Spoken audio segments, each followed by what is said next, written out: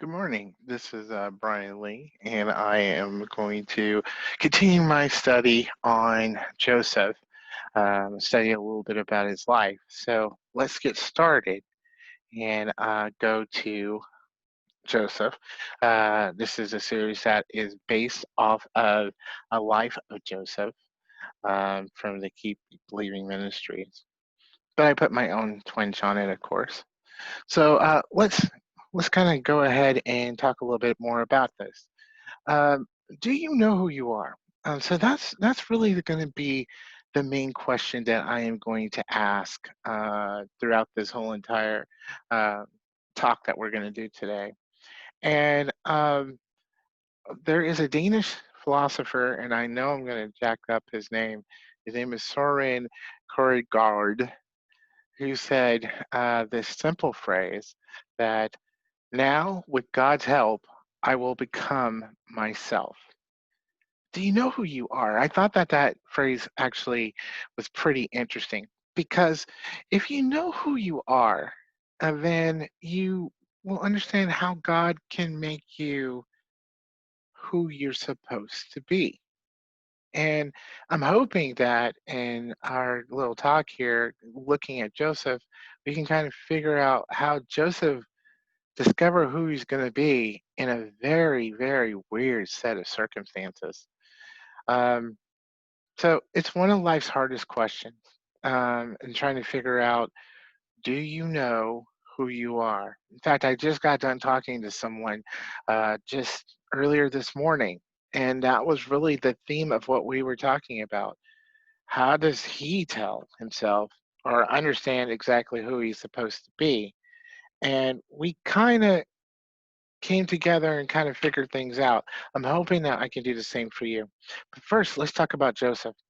Now, Joseph is now a slave, and we're going to start at Genesis 39 and 1, which says, now Joseph had been taken down to Egypt, and Potiphar, the officer of Pharaoh, captain of the guard, an Egyptian, bought him from the Ishmaelites who had taken him down there. So basically, what's going on is that Joseph is now in Egypt. He's far from home and his family. Joseph has a new job. Before he was watching sheep, but now his new job is he's a slave. That's my dad has had several messages talking about how low shepherds are. I think slave is lower than a shepherd. So he's doing actually pretty badly at this point in time. And the other part of it is that he's been betrayed and forgotten. I think at this point in time, I don't think Joseph could be at a lower point than where he's at right now, far away from home, sold into slavery, and now he's betrayed and he has been forgotten by his family and all that he knows. So let's go on to verse 2, which kind of gets us into that really weird part of his story. The Lord was with Joseph, and he was a successful man, and he was in the house of the Egyptian. We're going to skip to verse 5, which says, so it was from the time that he had made him overseer of his house and all that he had, that the Lord blessed the Egyptian's house for Joseph's sake, and that the blessing of the Lord was on all that he had in the house and in the field. We're going to go on and look at verses 8 and 9, which says, and it came to pass after these things have after these things that his master's wife cast longing eyes on Joseph, and she said, lie with me. But he refused and said to his master's wife, look, my master does not know what is with me in the house, and he has committed all that he has to my hand. There is no one greater in the house than I, nor has he kept back anything from me but you, because you are his wife. How then can I do this great wickedness and sin against God? Hmm. Does Joseph know who he is? That's the question I want you to keep thinking about as we're watching him go through this whole entire scenario. And what really is going on here is temptation. And temptation is the first weapon in Satan's playbook. Back when Adam and Eve were tempted, that's what Satan got them to do. He got them to fall for it. He gave them the okey doke and got them to go towards that tree that God particularly told them, do not go to that tree. He got them to eat from that tree that God told them not to do it. Satan was able to trick them together. Now, Satan also used temptation when he first encountered Jesus in the wilderness. He tempted Jesus to try to trick him into doing things that he wasn't to just be on my side. You don't really need to follow God. But I think in a way Satan kind of knew what was going to happen. And so he's like, hey, look, me and you, we can partner up together and we can take on God. He tried to see what he could do to distract Jesus and pull him away. And Satan uses temptation to try to ensnare you as well. What is temptation? What are we talking about? Well, a definition of temptation is the desire to do something, especially something wrong or unwise. So let's drill down a little bit into temptation and a little bit more about what that's about. See, here's the big thing about temptation. I'm about to put it on the screen here, and I think you may need to sit and think about it for a second. While it may come from the outside, it really is an internal battle. When Satan used temptation to try to get at Adam and Eve, he tempted them. But it was within Adam and Eve that they basically said, yes, we're going to go ahead. And even though God told us not to, we're going to do it. On the other side, the temptation came from Satan to try to get Jesus and knock him out of the plan that God had for him. But Jesus was able to fight the internal battle and be able to conquer temptation. See, we're always interested in blaming others for temptation. We're always interested in saying that it was somebody that did it. That girl, if she didn't wear that short skirt, I'll tell you, I would not have been going over there and talking to her. I'm just saying it. That's exactly what happened. You know, when I'm on a diet and if that person didn't cook that banana pudding, I I would stay on the diet, but it was their fault. No, we can't do that. It's an internal battle that you fight yourself. You're the blame if you do not fight temptation. You cannot use the devil made me do it excuse. Because here's the thing, no one can make us sin. We're responsible for ourselves. So there's 5 different points I really want to kind of get through and talk about. And I'll kind of go through this quickly because I don't want to make this video super long. So the first point I want to kind of talk about is that when things are going well, be on guard. hmm Be on guard. Potiphar's job was to take care of Pharaoh's safety. So this guy was doing a lot with people in high command. And Potiphar knew that Joseph was a good man and he recognized his gift of administration. So he gave him charge over the whole house and he was an attendant. And this is a man that people recognize was traveling with Potiphar, whose job it is to take care of Pharaoh. So basically, Joseph is getting some notoriety here. Things are going well. Remember, he's a slave, but he's getting charge of a whole big house and everything in it. So it's very easy for Joseph to have become complacent and take his good fortune for granted. And you know what? When we have victory, temptation usually and generally follows in some form and fashion. Victory and temptation generally go together. And that's something that we have to make sure that we are on guard for. That when things get good, we can we don't want to get complacent. I will cite Samson as my example. Samson was a judge, but he was also a powerful man. He was able to fight hordes of people and beat them. He was just a warrior. But as he got more successful, he got more complacent, and Delilah was able to trick him and able to move and take away his source of power and also take away a lot of other things.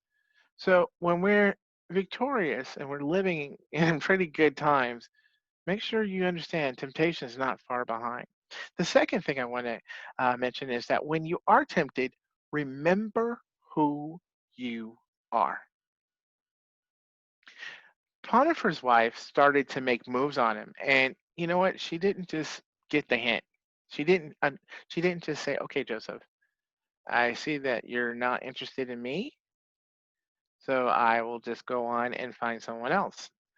In fact, she just kept going and going and going, trying to get him. And here's what's interesting.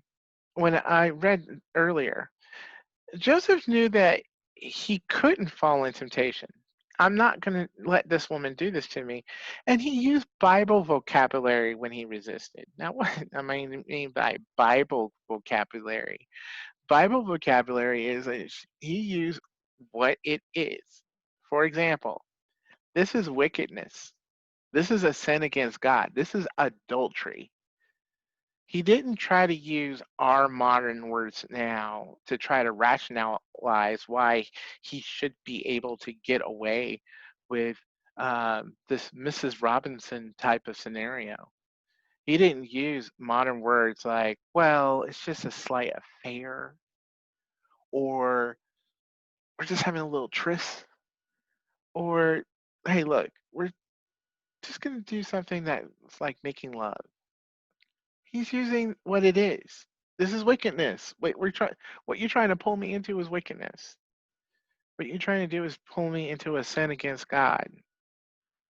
And that's the way that we have to remember who we are. Because here's the thing, when a person knows that they belong to God, it makes the decisions of life easier. Because you know who you belong to, you know where you're supposed to be, you know who you're supposed to serve. Joseph figured that out. He mentioned, hey, Potiphar gave me all these things that I'm in charge of and said that I can speak on anything in this house except you. You're off limits because you're his wife. And I am not going to go into this wickedness. And I'm not going to sin against God. And that's the way that we have to be. When we run into our trials and temptations, we got to understand, hey, I'm not going to participate in wickedness. I am not going to participate in sins against God. There is no black or white, gray area. You know. Nobody has to tell you. You know. Leads me to point three. When you're tempted, act fast. So she put the move on him. And in verse 12, it says that, but he left his cloak in her hand and ran out the house. He didn't give her a time to try to convince him. That was Adam and Eve's problem. They sat there and listened to Satan keep talking until finally, yeah, you're right. We should go ahead and try to be like God. Jesus didn't quite do all that. Jesus listened to the attempts, but he was like, I got a verse for you for that. So he fought back. For us, when we're tempted, act fast. And sometimes we might have to run. You know, Joseph didn't apologize or try to explain himself. He just straight out ran away. He didn't try to say, well, if this was another time and you weren't married, maybe we could do. He didn't do all of that. What he did instead is he's like, look, I gotta get out of here because this is getting way too much. And that's what we gotta do too. We gotta move. He didn't even do this. I gotta pray about it. I got to pray about this before I get myself into it. He knew the situation. He knew how to act quickly. You know when you're encountering wrongdoing. You know that when you're encountering different things, there's nothing that you have to pray about. You don't have to apologize. You can just straight out say, "Hey, look, I'm not supposed to be here." In fact, we need to keep the theme of a recently passed away singer. I used a song in my first one, Michael Jackson. This one, I'm going to use one that died this year, Kenny Rogers, who did The Gambler. And do you remember the words to that? I will help you with the first part. You got to know when to hold them. You got to know when to fold them. Know when to walk away. Know when to run. You got to know when to run. And there's sometimes that's what you got to do, run. Because God doesn't give you a second way out. God always has a way out, but He doesn't say, I have to give you multiple ways out. And sometimes the multiple way out is turning around and running out the door. hmm Point four, when you do right, don't expect a reward. There is a saying that says, hell has no fury like a woman scorned. And Potiphar's wife, ironic, by the way, that we don't know her name. We know Potiphar. We don't know her name. Was very, very intent on making sure that Joseph paid for turning her down. She made she makes a false accusation of rape in verses 13 through 18. And then because she did this and Potiphar got upset, Joseph is justly imprisoned based off of her word alone. And there's some things that I thought about while I was thinking about this, but he's doing right, but he's getting punished. And in this time of great protests, she even does a little racism in her claim. She says, this Jew, or I'm sorry, this Hebrew, basically, did this. And Potiphar, you would think, as he knows that the favor of God is on him, you would think he would say, hey, that don't sound like Joseph. That don't sound like him at all. But no, he believed the worst in Joseph and made sure that Joseph went to prison. Isn't that something? That he believed that no matter what my slave shows me, no matter how he shows all the duties he can do, no matter how great he is, one mistake that wasn't even a mistake is enough for me to go back to what I think he is all along.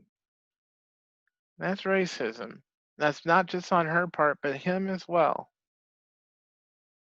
But here's the thing, people don't understand a believer with convictions. They don't. And I'm going to take a sidebar and I'll come back. Again, I won't take too much time here. But with all of the protests and with all the demonstrations that you see today, these are people that are marching down streets in parks with signs with conviction. And they're trying to prove a point, trying to demonstrate, hey, I need you to hear this message. And some people are listening and some people are not. I actually was reading something where a person was talking about all the different things that they were doing. And the response that someone gave that person back was, no one promised that you were supposed to get a fair shake. Why don't you go out and get a job or go move somewhere else? hmm Not listening. But this person says, I'm doing this for my children. I'm marching for my children. I'm marching for a better way for them. So sometimes when you do right, you're not going to get a reward. You're not going to get the reward that you might seek.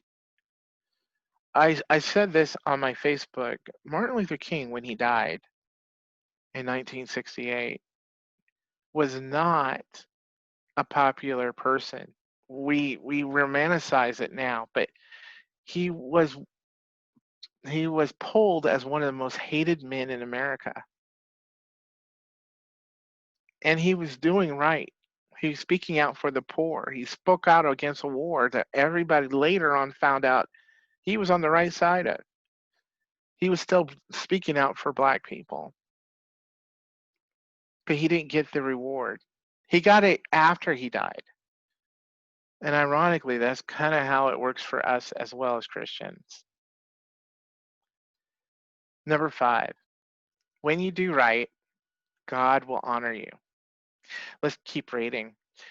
So, the Lord was with him, and he showed him kindness and granted him favor in the eyes of the prison warden.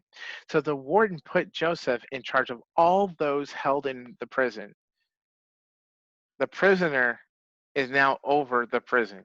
I'm just saying it that way. And he made responsible for all that was done there. The warden paid no attention to anything under Joseph's care because the Lord was with Joseph and gave him success in whatever he did.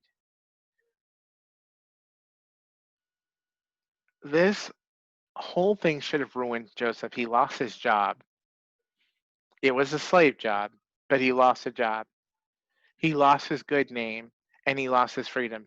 He should have been ruined. He should have been sitting in prison completely defeated. But God gave him favor even in prison.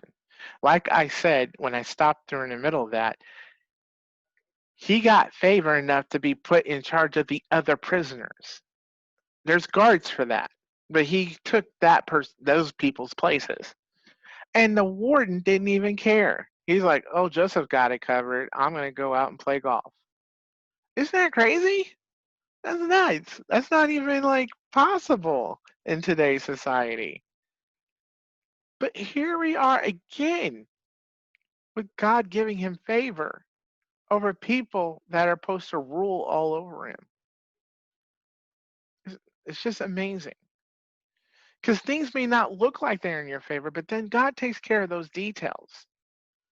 He definitely does. You see, Joseph started off like a rock star and ended in prison.